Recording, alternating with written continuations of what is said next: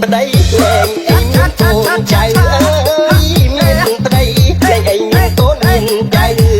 រំប្តីហើយនៅរទាំ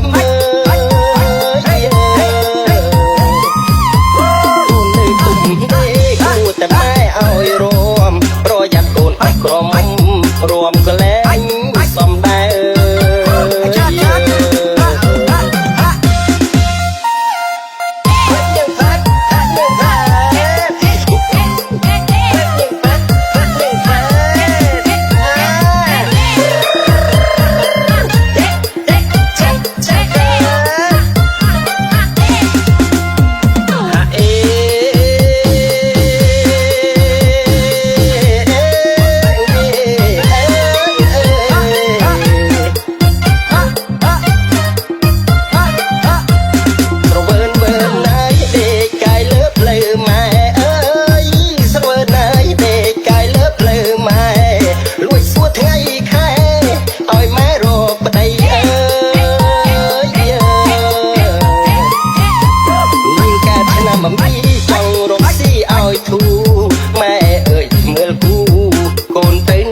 ឆ្នាំអីអើ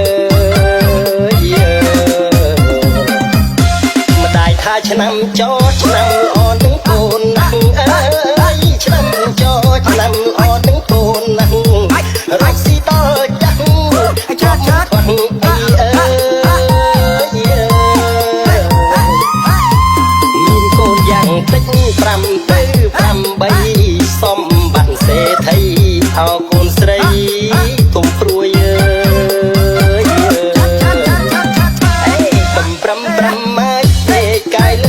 ម្ដាយអើយកំប្រមាយដេកកាយលើភ្លើម្ដាយ